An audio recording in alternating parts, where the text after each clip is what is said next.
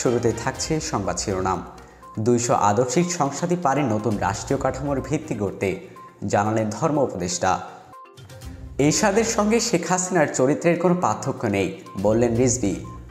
এতক্ষণ শুনছিলেন সংবাদ শিরোনাম, এবারে থাকছে বিডি আজকের টাইমের বিস্তারিত।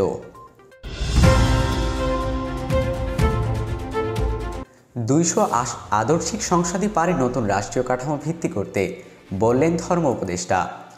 তাহলে আদর্শিক যাদের অন্তরের ভেতরে তাকওয়া আছে, সত্তা আছে, তাদের পার্লামেন্টে পাঠাতে হবে বলে মন্তব্য করেছেন ধর্ম উপদেষ্টা আকুম খালিদ হোসেন।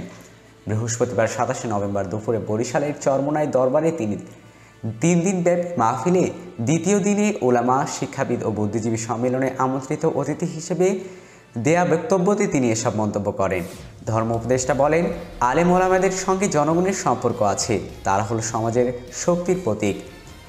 সম্পর্কটাকে আরও সুদৃঢ় করতে হবে। আমরা অন্ধকার থেকে আলোর পথে যাচ্ছি, আগামী দিনে নতুন পথের সন্ধান পাব এবং কোনো ক্রমে আর অন্ধকার জগতে আমরা ফিরে যাব না। এরশাদের সঙ্গে শেখ হাসিনার চরিত্রের কোনো পার্থক্য নেই, বললেন রিজভী। হুসেইন মাহমুদ এরশাদের সঙ্গে শেখ হাসিনার চরিত্রের কোনো পার্থক্য নেই বলে মন্তব্য করেছেন বিএনপির সিনিয়র যুগ্ম মহাসচিব অ্যাডভোকেট রুহুল কবির রিজভী। বৃহস্পতিবার ২৭ নভেম্বর প্রেস ক্লাবে ৯০-এর ছাত্র গণ অভ্যুত্থান শহীদ ডাক্তার শামসুল আল খান মিলনের ৩৫তম শাহাদত বার্ষিকী উপলক্ষে এক আলোচনা সভায় তিনি এ মন্তব্য করেন। রুহুল কবির রিজভী বলেন, ভূতের মুখে রাম নাম। জাতীয় পার্টি বলছে এখনও মত প্রকাশের স্বাধীনতা নেই। দলটির সহযোগী ছিল শেখ হাসিনার পৈশাসিক শাসন আমলে। তারা আতাত করেছিল আওয়ামী লীগের সঙ্গে। এতে দীর্ঘ সময় লাগতো না গণতন্ত্র ফিরিয়ে আনতে যদি না জাতীয় পার্টি তাদের সহযোগী হতো। ৯০-এর এরশাদ বিরোধী আন্দোলনে একই পরিস্থিতি হয়েছিল।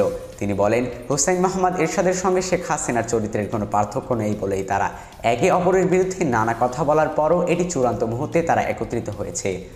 একসাথে মিলে তারা গণতন্ত্রকে ধারালো ছুরি দিয়ে জবাই করেছে। ব্যাংক লুট করেছিল এরশাদ, আর চূড়ান্ত রূপ দিয়েছে শেখ হাসিনা।